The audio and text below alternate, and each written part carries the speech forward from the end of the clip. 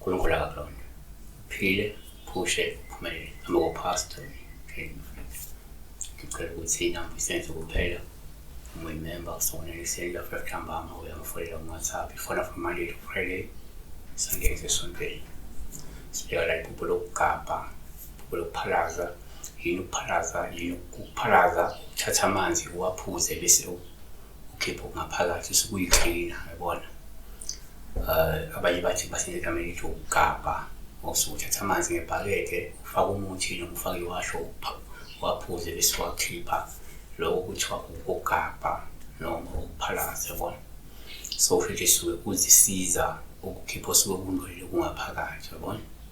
So kuyiphupho la uphupho yaphalaza noma uphupho yagabha.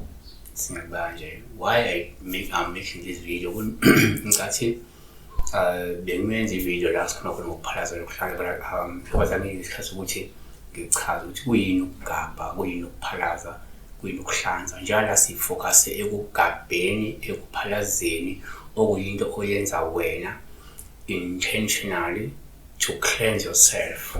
Inyongo noma idliso noma izinto ezingaphalisa ezingongcola, yabona. Lokhu kubizwa ngani ngokugabha noma ngokuphalaza. Sithi self cleansing. One, ngokujwayelekile uma uphupha kuphalaza kuwuphawu oluhle kakhulu uma umuthi uyaphalaza, ngoba lusho ukuthi ingenzeka kade ulashwa, ukhishwe idliso nokungcola okungaphakathi kuwe. Two, kwesinye isikhathi uma uphupha kuphalaza kuwuphawu oluhle. Lokhu kungasho ukuthi kungenzeka kuthi kanje usuku uthola imithi yokuphalaza, ukhipha idliso noma ukugcola ngaphakathi. Three, kungenzeka ukuthi ngesikhathi uphupha kuphalaza ubuphawu oluhle uma uthi uyaphalaza. Oluveza ukuthi kungenzeka uzothatha isinqumo noma-ke kumele usithathe isinqumo sokugonyuluka, ukhulume noma uhlambuluke ngemfihlo ethile.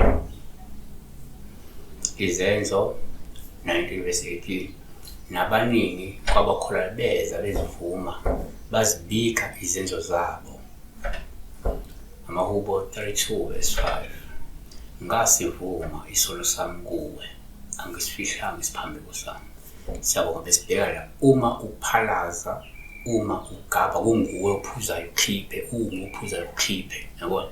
Lokho ukuphalaza into osuyenza ngenhloso yokuzihlima. Yes.